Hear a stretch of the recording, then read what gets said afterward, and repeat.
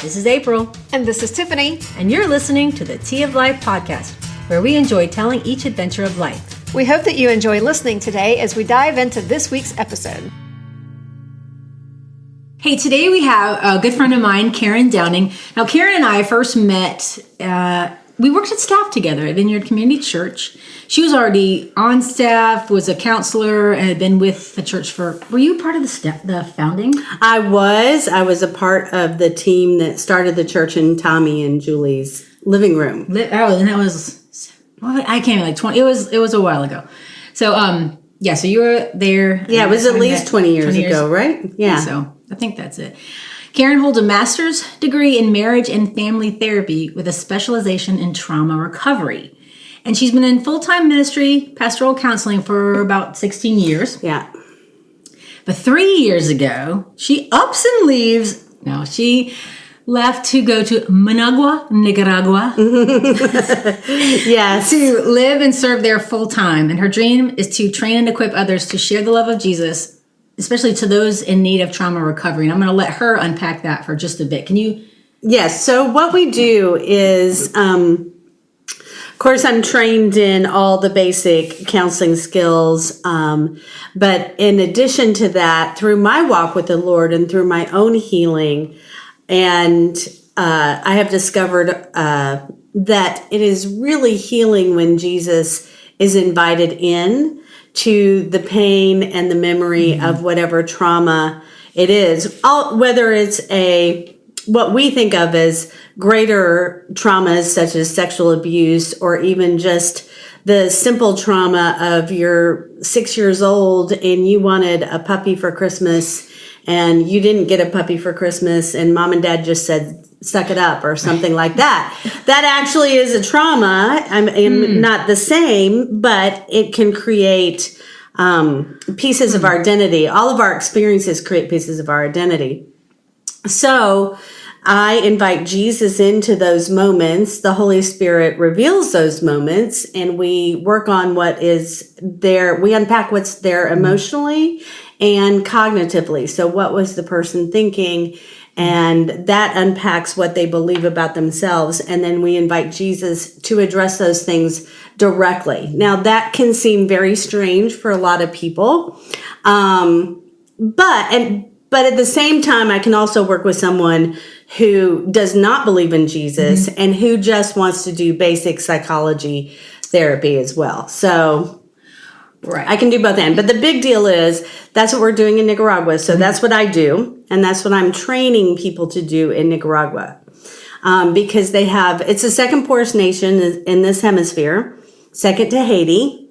The poverty is pretty prolific, even though the economy is growing right now. Like if you come down there, you'll go, wait a minute, there's all these buildings being built and there's all these new Toyota trucks and everything. And I'm not sure how that's exactly happening, but the poor are not really benefiting. There's a little teeny tiny middle class that's starting to benefit from the input of foreign funds and foreign investment, but still the poverty is extreme. Especially in the northern and eastern side of Nicaragua, where there literally are no services.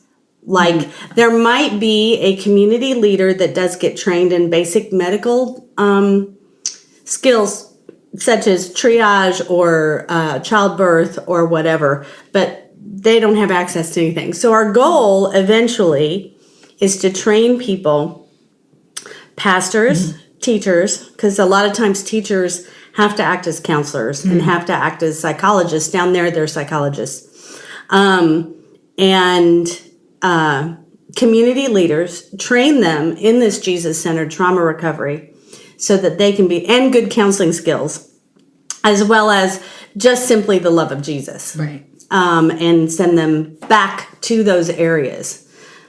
So that's a great vision. And I know that you have a heart for the trauma center. And you said it may have to change a little bit, or you wrote out this plan, or you have a... Oh, we already had one plan and it got ditched.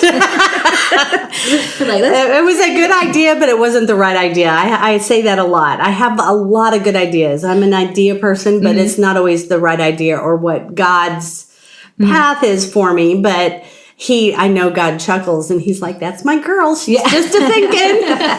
Right. And that sounds like you have a passion, to share Jesus, to help people through their recovery. And you had an idea. And so you took a step out on that and God kind of changed it, or maybe different, plans were changed. That's like the verse that we always talk about, how in a man's heart, he plans his course, but the Lord determines his steps. So that's exactly what happened. Exactly what happened. But this isn't your first time. 3 years ago was not your first time in Nicaragua. No, I first started going, I think in 2009.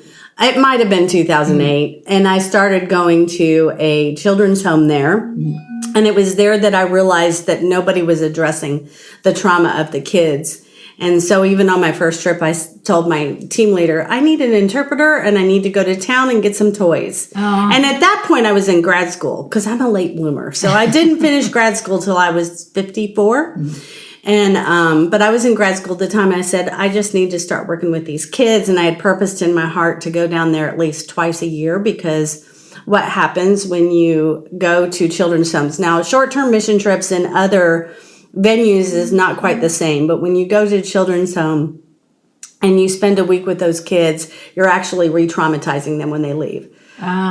So that makes sense, because you've developed a bond, right? You're like, bye, right, and then they just get used to this abandonment, and then it becomes a part of their identity. Blah blah blah. But anyway, so I purposed in my heart to go twice a year, and through that, I did a small little seminar on trauma in Managua with a friend that I had gone to grad school with, and it was very successful. And then we planned a big conference. There were over 300 people who attended, and we had 4 speakers at that conference, and it was phenomenal. And people there are hungry to learn this information, and there's a lot of people, if they can help. The battle with a Nicaraguan who really wants to learn this stuff and really wants to help other Nicaraguans is, do I feed my family or do I volunteer? They don't really have the luxury of volunteering. So just to put in a little plug,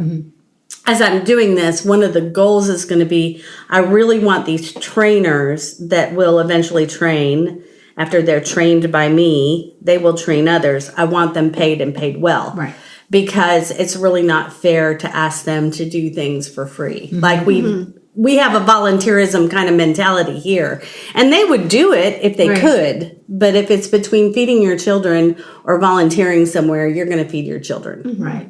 And there's a level of where you burn out at volunteerism, because no one else is stepping up to volunteer, and you're expected to do it over and over again. And so it's like, yeah, and I get that. So I think there's a level of when you are paid to do it, you might be like, yes, you're validated in some sort of a way. I don't know. Or at least if you get some sort of a recognition, not that you need it. I'm not saying you have to do volunteerism for the recognition, but I'm just saying I've seen a lot of abused people work to death because they're a volunteer. Well, that may be a boundary issue in some level, and a self-care issue on some level on the part of the volunteer. Right.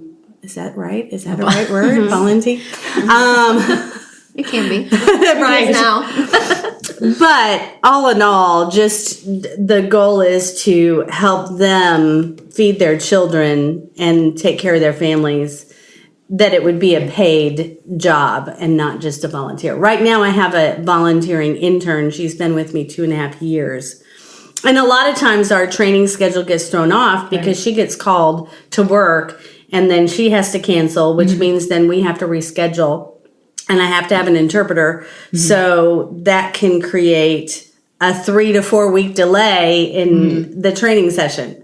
So it just depends on what life is like for everybody at that moment. So that's why it's gone really slow. But we were back. So anyway, back to how I discovered this. Right. So in the children's home, I was just like, I had this vision of a trauma center. I said, there needs to be a training center. Right. Why isn't there a training center?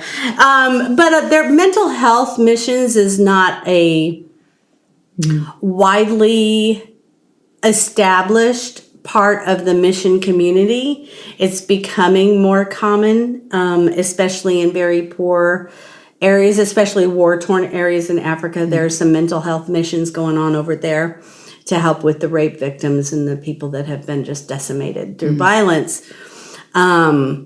But it's just not something people think about when they think of missions. When they think of missions, they think of feeding orphans and building churches and water and agriculture and those kind of things. But this is very, very important. And in my opinion, although if there's a person out there who doesn't believe in Jesus, that's okay too. I think we can both agree that when people are healed, or at least helped through their trauma, they can be a better friend, they can be a better mother, they can be a better spouse.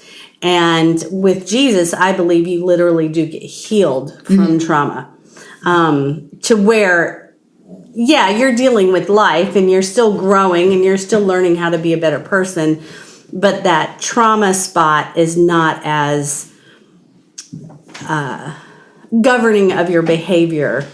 You have control over it rather than it having control over you. Okay, and one of the reasons I also wanted to have you on is the fact that you're a marriage and family counselor, therapist, and so. Well, I just want to make one thing clear, just for our purposes. I did give up my license in the state of Georgia because it would have only been good in the state of Georgia. Okay. So right now, when I talk about myself, I tell people I have a master's degree, but I do pastoral care. Okay. Because that just keeps me out of it. And then eventually, as I get residency in Nicaragua, I will actually be able to become a psychologist in Nicaragua because that's their degree. They don't have a marriage and family degree. Okay. And they don't have specializations in marriage and family or in trauma in any of their education systems.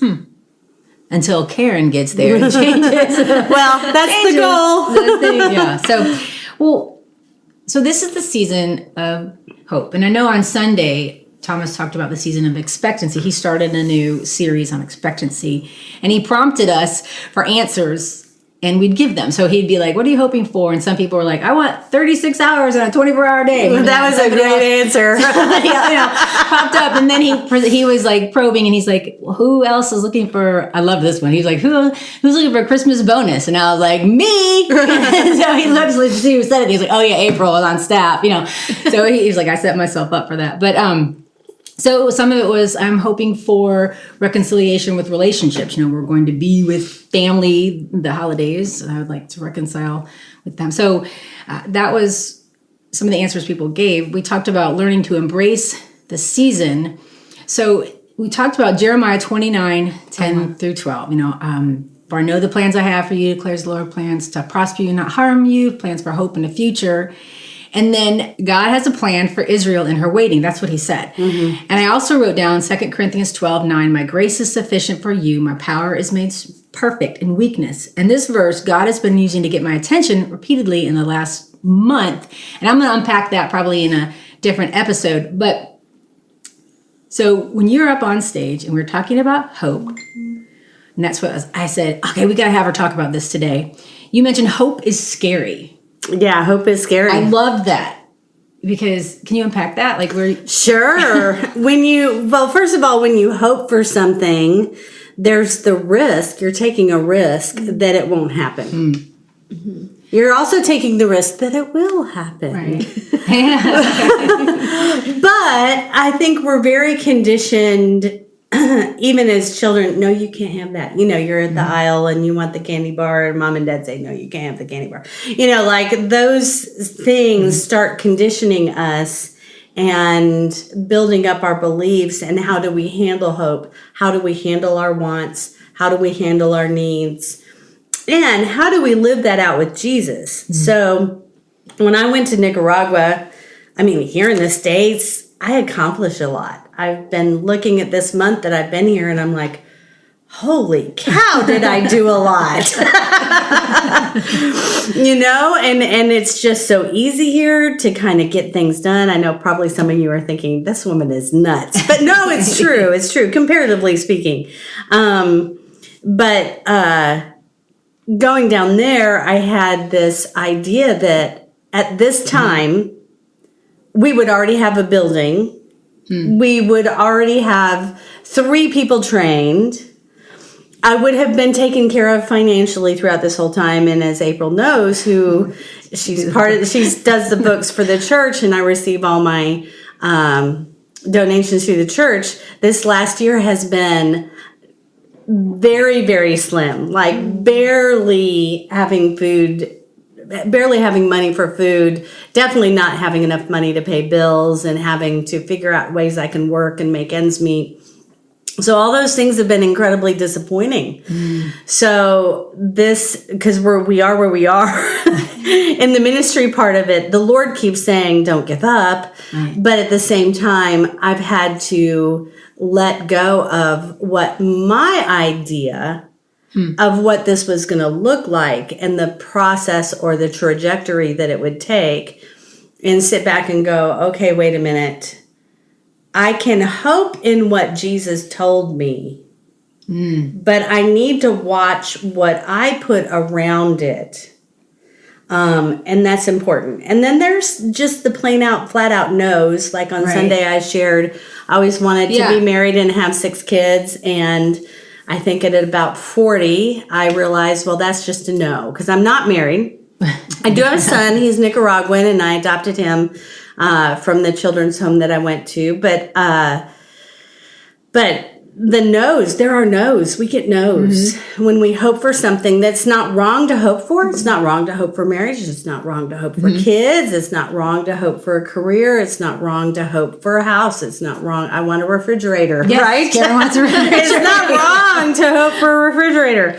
But at the same time, those hopes need to be held very lightly, so that, because if we're just focused on what we see is what we want, then we miss what God is giving us. And that's huge, because and through the whole marriage thing, at one point, when I was so angry at God and just really angry at him and accusing him of not fulfilling his word, being mean to me, not loving me, I realized, well, this path that I'm thinking is not going to do me any good. And God literally has to be good. He has to be good. And I always come back to Jesus and what he did on the cross and how magnificent that is, because that is truly magnificent. If that's, that's literally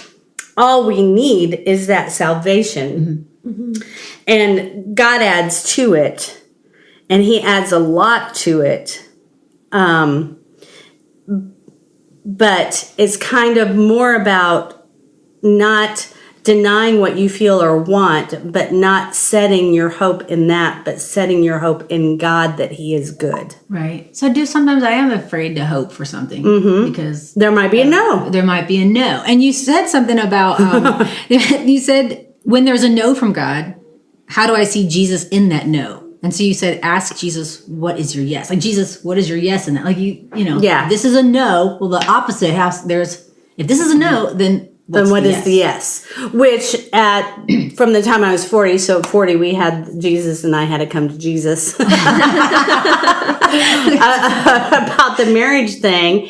And then, 12 years later, I get my son. I learn what is the yes in that no. The yes in that no was, I get to go to Nicaragua freely. Like, I have no hindrances of family or marriage. And I'm looking at my life and I'm going, it's not what I would have designed, but my life was meant to help others. It wasn't necessarily meant to be married, even though that's a natural desire. Right. And it's something that I wanted, and it wasn't wrong. But my life was meant to help others. And so that's what the yes was. So how did you come to grips with that? How did you come? Just realizing that God was good, and that he's good whether I'm single, and he's good whether I'm married. He is the same God, whether you're married or divorced. He is the same God, whether your child who is suffering with an illness is healed or not. He is the same God. And that love is powerful. And that love is above all tragedy. Preach it. And I know that's hard. And when you're suffering and you're grieving and you're sad, be suffering, grieving, and sad. But try your hardest to point your heart and your mind toward the other side of that, which is, I can experience the love of God again, even though in this moment I don't feel it. We were talking about hope is scary, and you just kind of unpacked that.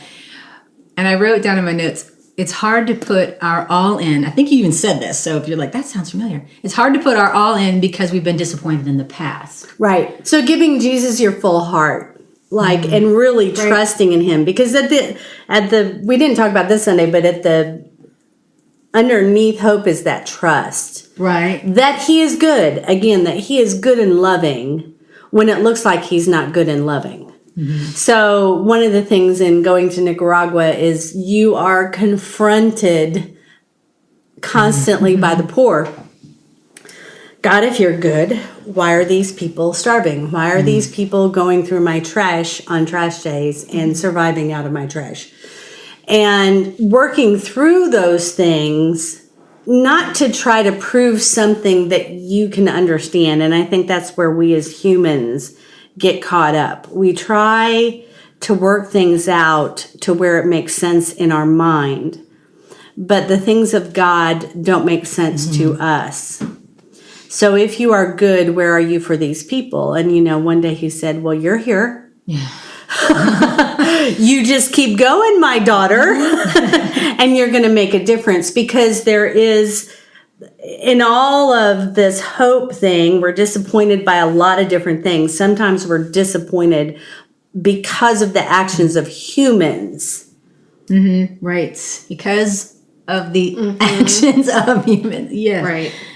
So we deflect that human behavior onto God. Yes. To God. Good. Right. And we say it's his fault. Well, why can't you control the humans? Well, would you want to be a puppet? Right. Is the question. And it's hard, because I do think oftentimes he does do things that influence human behavior for the good.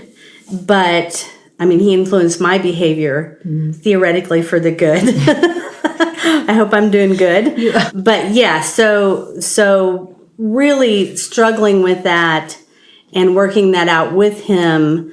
But that focus again has to be on Jesus. And I want to find your love and your good in this. I need to understand it from a perspective that is outside of me. Because I have my own sense of justice. Right. As we all do, yeah. Right? And your sense of justice is mercy. And so how do I see it through that lens of Jesus being good, Jesus being loving, God being good, God being loving, the Holy Spirit being good, the Holy Spirit being loving, and letting him reveal it piece by piece, because we want this all-in answer before we give our all-in. Right. You want to map out. Right. Here's a mind map, guys. I'll give you my all-in if you give me the guarantee. Well, the guarantee was Jesus on the cross. And so when we give our all-in, we're going to receive more of that truth of God. And our all-in has to be given regardless of whether we get the answers we want or the outcomes that we want. And so for me, that's what it's always come down to. I've always said I was the handmaiden of the Lord. When I first even gave my life to Jesus, I've always said I'm the handmaiden of the Lord, and that's the bottom line for me. He's got my all-in, even if I'm mad at him some days. Right. And just like you mentioned, it's like you do this because of Jesus. He is the greater hope. And you know what? If you get to the end of your stay at Nicaragua and nothing one is happening, person came to the Lord or whatever, it would have still been a good thing, because God is good. Or somebody asks, why do you keep doing what you do? Or somebody asks a question, you're like, because of Jesus. There's a disappointment. I still have to trust that God is still on his throne. He is still good, and his plans are higher than, his thoughts are higher than my thoughts, his ways are higher than my ways. Right. So in that, we talked about when you have a hope or you have a desire and it's not coming together as quickly, or maybe you had maybe you wanted that puppy dog at age 7 and you didn't get it, you still grieve. You talk about grieving. Yes. So when hope deferred makes the heart sick. Yes. Back to hope is scary. Hope deferred makes the heart sick. So when we're hoping for something and the answer is no, or the answer is not what you thought it would be, you have to grieve what was lost. There has to be a grieving process. Almost with every single client, everywhere I go to teach, I teach people on emotions, and there are no bad emotions. There are heavy emotions and there are lighter emotions. I thank somebody who shared that terminology with me one time. But we have to walk through those emotions. Every culture I've been in across the world, I've been in a few, are all trying to resist and run away from the heavy emotions. So what I have to do is I have to teach people, language and vocabulary for those emotions, and also with them help them realize they can walk through it. And then on the other side of that emotion is some sort of revelation or healing. But you have to grieve what was lost, because there is going to be a loss. Right. There was a day when I realized, oh my gosh, I am not going to have children in my 20s. Right. And grow old with those kids, blah, blah, blah. All that whole white picket fence, American dream thing. That is just not going to happen. So I had to grieve that loss. And it's okay. And you don't feel guilty wanting that, because you wanted it. It's okay to want it. I mean, that took a year. Oh, yeah. That took a year of grief. But at the same time, let the Lord heal you through and after the grieving process, so that he can reconstruct you so that you're more in line with what his plan is for you. Now, in my experience, the Lord doesn't tell me a lot of what is in front of me. It's almost like I wake up every day and I'm like, okay, Jesus, you need to just do what you're going to do. Here's what I'm going to do. If, let me know if my plans are somewhat accurate, right, or not, or whatever, because he hasn't for me. He's given me a vision of the future and what it could look like. But again, I'm holding that loosely. True. Okay. Because if he needs to or wants to change it, he can. What's your Corrie ten Boom? My Corrie ten Boom. I wish you would pull up the quote for her. Oh, I'll get it. But get the quote for her. And then also to discern what are the difference between my wants, my needs. Now, my needs are not to have a refrigerator. Right. That is not a need. As I've learned from the people of Nicaragua, you don't have to have one at all. Right. And it's like a luxury. It is a luxury. And we do have a refrigerator. It's smaller than I would like, because I come from an American lifestyle and we stock food like nobody's business. Yes. Yes. Hold everything in your hands lightly. Otherwise, it hurts when God pries your fingers open. So it's like keeping that hope in the palm of your hand with your hand open. But our needs to be loved, to be supported, to have intimacy, to have affection, to have belonging. Those God wants to fulfill every single second, if not with other humans, with himself personally. So, again, it comes back to having that, or developing and getting through the obstacles to having that felt relational friendship with Jesus. That relationship with Jesus where you can literally feel his presence.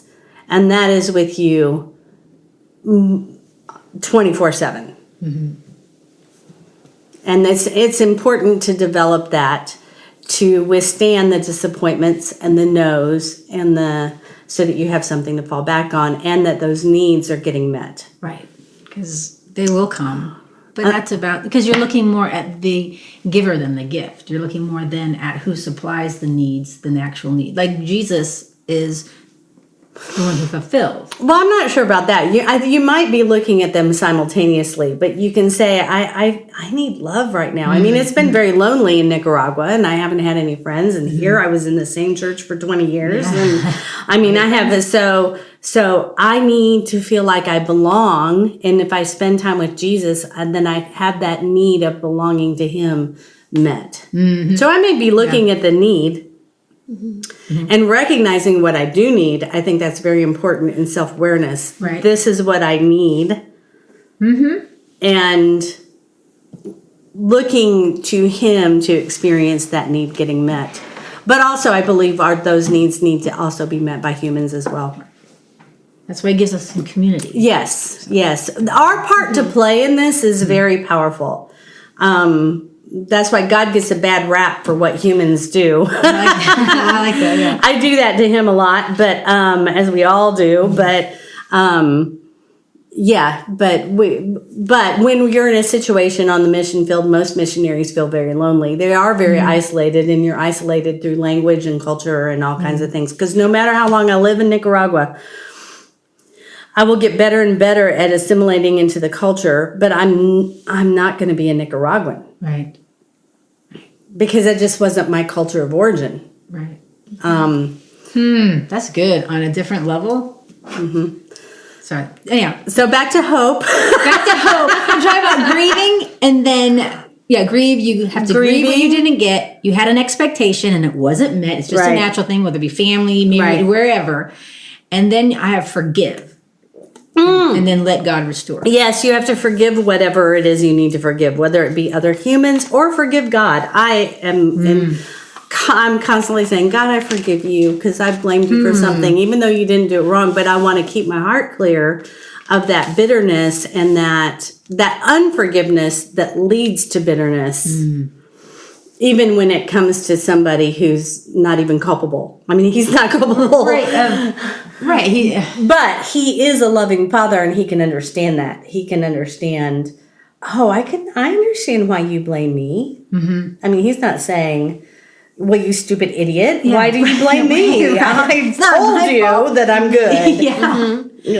But that's such a freedom that we have as believers to come to him. He already knows what we're thinking. He already knows what we're feeling. And just to be able to go, you know what, Lord, I'm angry with you right now. And he's like, yes, let's talk about it. Let's talk through it. He already knows it. And if you don't tell him, then you're lying, right? We know what happens to liars. I'm just kidding.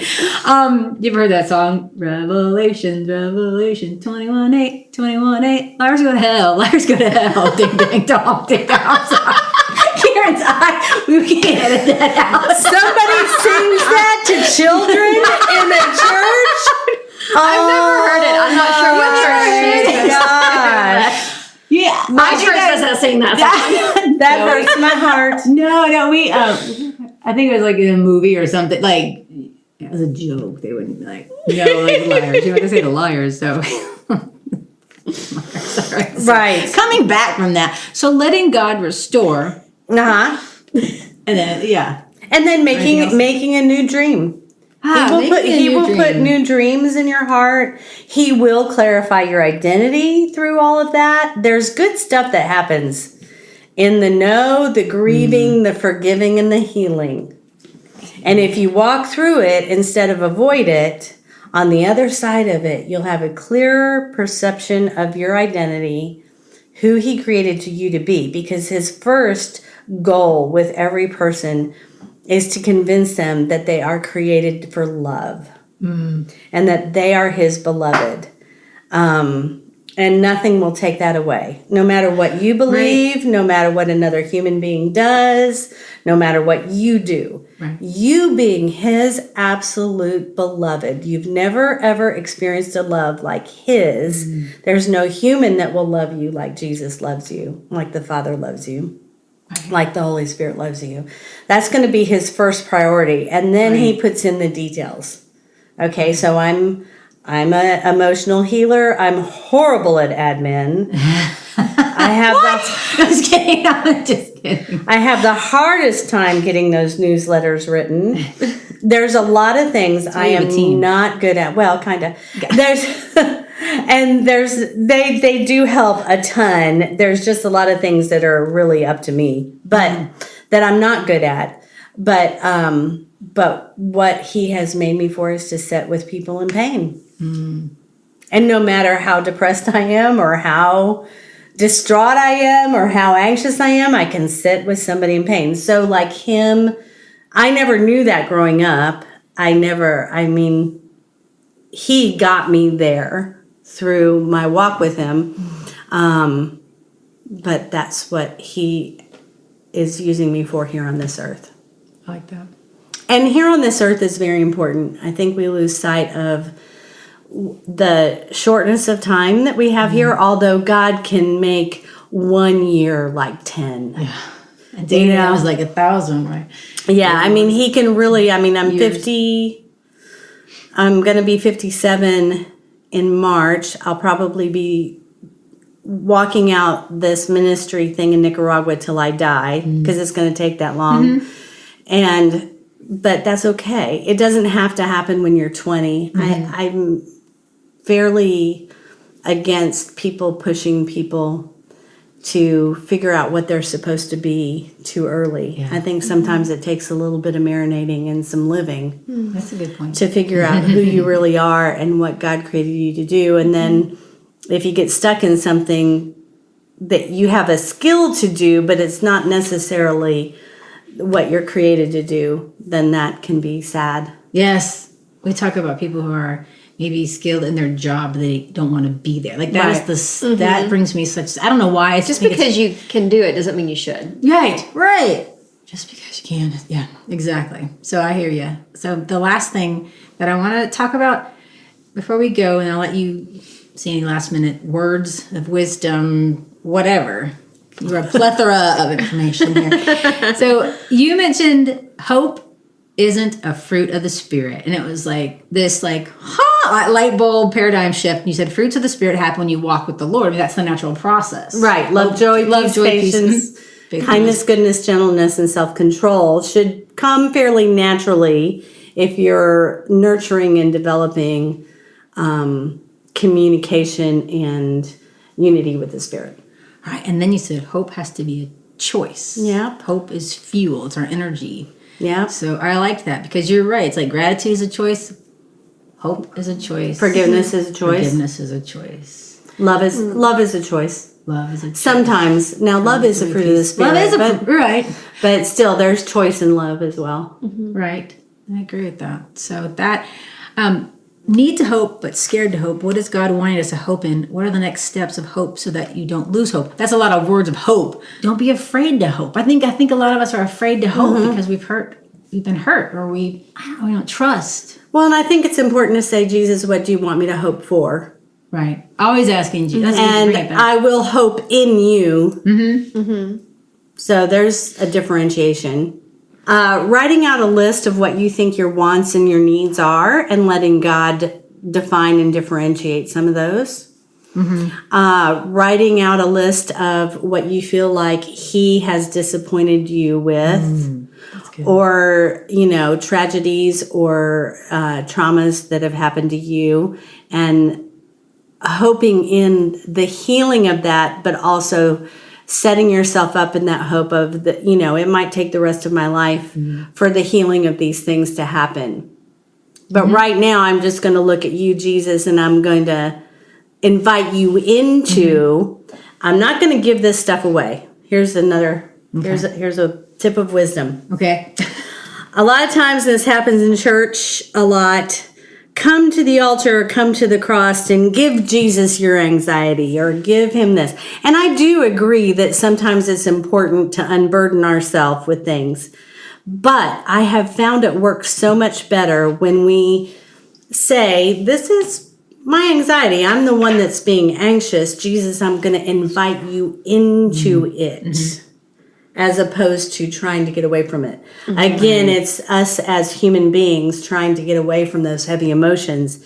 Instead of trying to get away from the heavy emotion, invite Jesus into it.